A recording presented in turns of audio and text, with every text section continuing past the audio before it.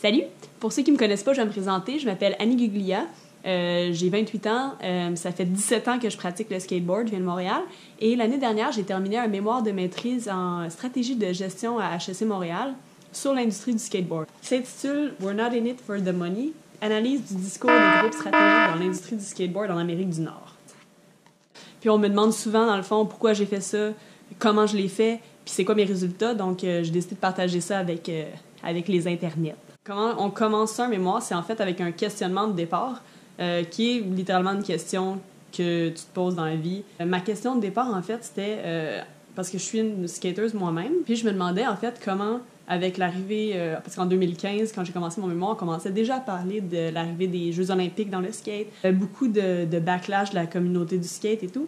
Puis je me demandais comment les gestionnaires voyaient ça, comment ils dealaient avec ça. Mon mémoire a plusieurs chapitres. Le premier chapitre, on appelle ça la revue de la littérature. Donc, tu commences par aller dans les banques de données puis trouver tout ce qui a déjà été fait sur ton sujet. Donc, j'ai commencé par aller chercher tout ce qui s'était déjà fait sur la sous-culture du skate. Puis c'est super intéressant. Ça a commencé les études déjà en 1995 avec une étude de Beale.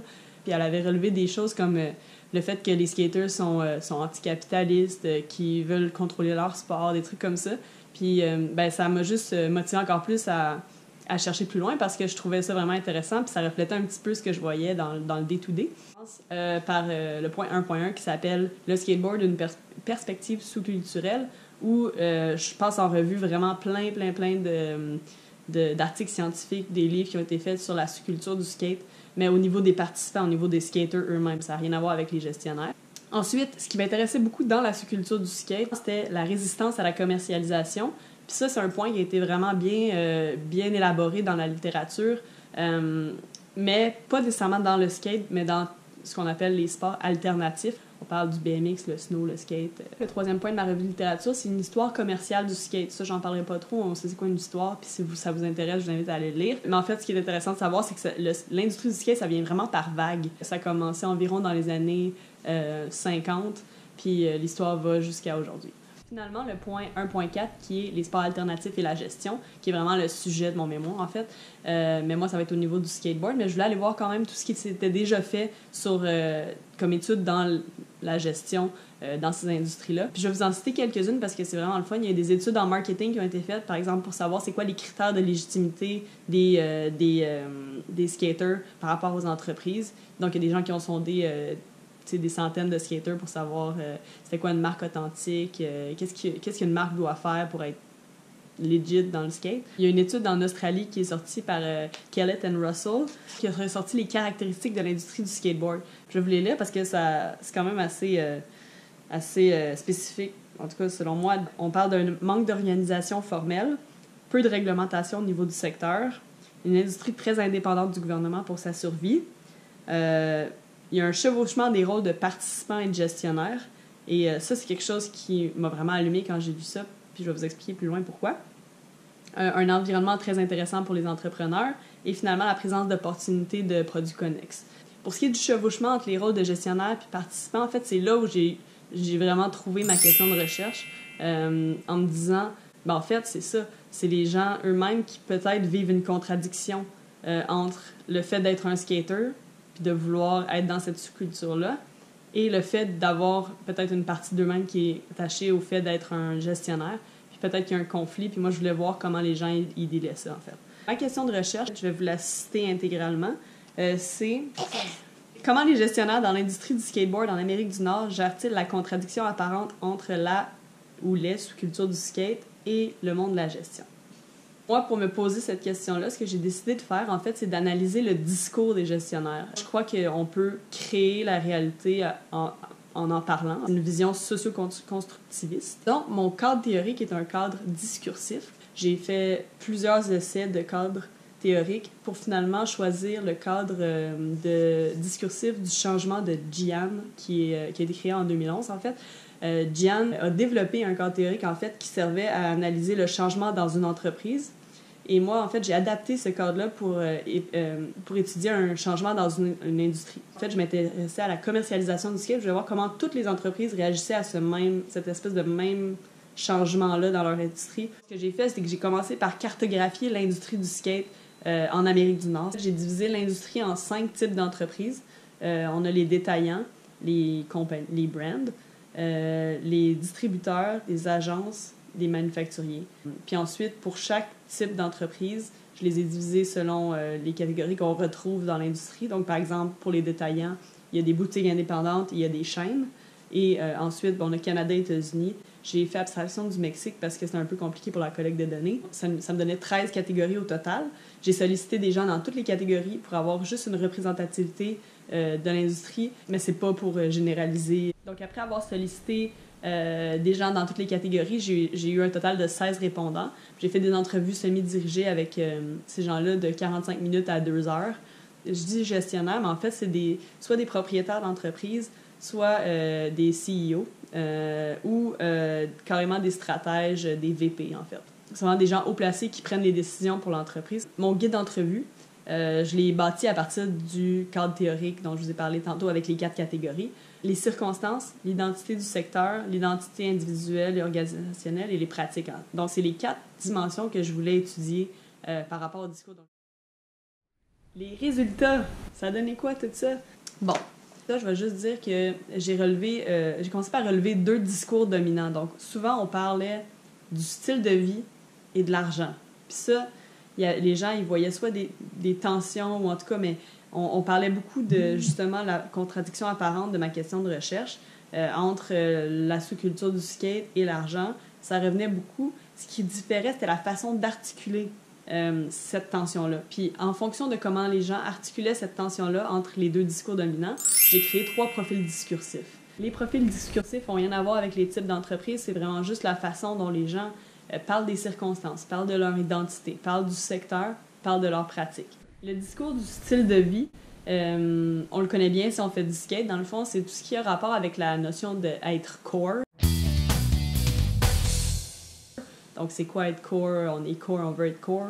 Ensuite, c'est le fait d'avoir une passion pour le skate, faire du skate pour le love. Une compagnie skater-owned, c'est mieux qu'une compagnie qui n'est pas skater-owned. Ça, c'est tous des discours style de vie. Quand on parle des discours par rapport à l'argent, puis les discours peuvent être positifs ou négatifs. Les gens peuvent en parler en bien, peuvent en parler en mal, peuvent dire qu'être skater-owned, les skaters, c'est des tout croches. Donc, positif ou négatif. Pour ce qui est de l'argent, c'est la même chose. C'est quand on va parler de la commercialisation, quand on va parler justement de la notion de faire de l'argent. Est-ce qu'on est là pour gagner notre vie ou pour faire de l'argent? Qu'est-ce qu'on fait avec l'argent? Les 3 profils discursifs sont les suivants. On a les nostalgiques, les pragmatiques et les promoteurs. On va commencer avec les nostalgiques. Donc, les nostalgiques, en fait, c'est des gens, c'est des gestionnaires dans l'industrie du skateboard qui vivent des tensions entre le style de vie et l'argent. Pour la dimension de l'identité, les nostalgiques, c'est des gens qui vont vraiment s'identifier, qui vont dire « nous, on est core ». Ils vont utiliser le discours du style de vie pour se décrire. Il y a 2 types de nostalgiques. Par contre, il y a les nostalgiques idéalistes, qui sont vraiment des gens qui feraient faillite pour rester core, et les nostalgiques ambivalents qui, eux, sont plus en dilemme. Quand il est question de faire de l'argent, on sent qu'il y a une ambivalence, d'où leur nom, et on sent qu'ils vivent difficilement la tension entre les 2 discours. Pour les circonstances, en fait, ce qui est vraiment primordial, c'est qu'ils sont en défaveur de la commercialisation. Au niveau du secteur, le skate, pour eux, c'est vraiment le core, c'est l'industrie. Donc, il y a seulement les skater core, les entreprises core dans l'industrie. Toutes les autres, c'est comme des compagnies externes qu'il ne faut pas qu'ils pénètrent dans l'industrie. Dans le fond, pour eux, le secteur, c'est vraiment dépeint tel quel que dans la littérature. C'est un peu l'anticapitalisme, tout ça qu'on retrouve dans la littérature. Au niveau des pratiques, leur construction discursive de la réalité, en fait, c'est qu'ils font de l'argent pour gagner leur vie. C'est comme ça, dans le fond, qu'ils légitiment leur pratique. On veut vivre de notre passion. Ils vont toujours chercher l'appui des skater core et de l'audience core.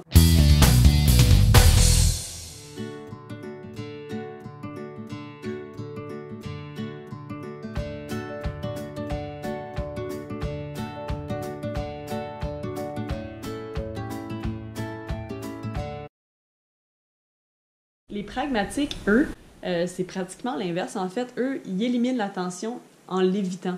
Donc, pour eux, il y a un peu comme un dédoublement de personnalité entre ils vont dire c'est des skaters, sont core, tout ça, mais quand on leur parle de business, on parle de business. Il n'y a pas de tension entre les deux.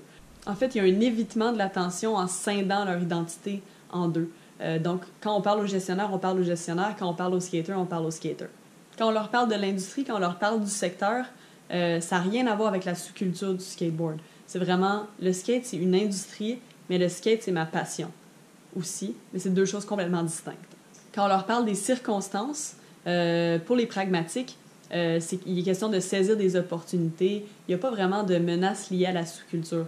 On ne voit pas ces espèces de tensions-là que les nostalgiques vivaient. Pour eux, c'est des opportunités d'affaires, on parle d'économie. Finalement, au niveau des pratiques, ce qui est intéressant, c'est qu'ils vont mobiliser beaucoup plus les discours style de vie quand il est question des pratiques, mais ils vont l'utiliser pour légitimer leurs pratiques qui sont plutôt de nature commerciale.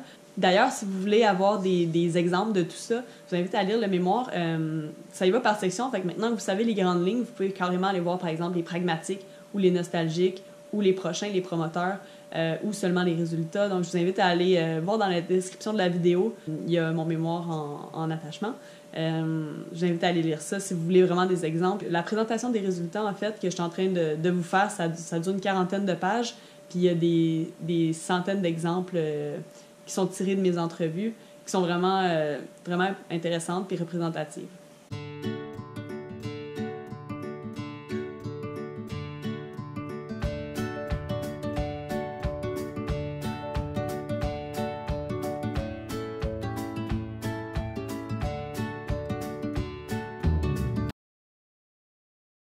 Finalement, les promoteurs, eux, ça va être des gens, habituellement des gestionnaires de plus grandes entreprises. Et eux, ils voient et décrivent la tension, mais ils la vivent pas vraiment. Ils vont plutôt la renverser pour faire un cercle vertueux entre l'argent et le style de vie. C'est super intéressant. En fait, pour eux, la tension que vivent les nostalgiques, justement, entre l'argent et le style de vie, c'est dans les circonstances. Eux, ils en parlent, mais c'est pas un struggle personnel comme, par exemple, les nostalgiques en parlent. Quand on leur parle du secteur, les promoteurs se voient un peu comme garants de sauver l'industrie et de la garder telle qu'elle est, core, tout ça. On articule vraiment les discours du style de vie au niveau du secteur. Et c'est souvent eux, en fait, qui articulent le discours « We're not in it for the money ». Même si c'est des très, très grandes entreprises, c'est super intéressant de voir comment, dans leur pratique, en fait, ils vont parler de... Ils font de l'argent, ils font beaucoup d'argent, mais l'argent qu'ils font, c'est pour la redonner à la communauté, pour faire grandir le skate, pour faire plus d'argent, pour la redonner à la communauté. Donc, c'est là le cercle vertueux dont je parle. Puis, dans le fond, pour eux, c'est justement l'argent, le style de vie, c'est pas une tension. On veut faire croître l'industrie à travers nos entreprises. Une dernière chose qui est intéressante par rapport aux promoteurs, en fait, il y a deux façons de voir le core. Au sein des promoteurs, il y en a qui disent que core is poor. Donc, pour eux, selling out, c'est obligatoire, c'est un mal nécessaire. En fait, ils n'ont pas le choix d'aller faire de l'argent, mais c'est pour le bien de la communauté. Ils viennent redonner à la communauté. Mais ils ne pourraient pas juste focuser sur le core parce que core is poor. Alors qu'il y a d'autres promoteurs qui vont dire non, au contraire, core is everything. Nous, on met sur le core, c'est nous. Puis comme ça, en étant core, on est capable d'aller chercher le grand public puis de faire de l'argent dans ce sens-là, en fait. Fait que c'est la distinction, il y a deux types de promoteurs aussi, en fait.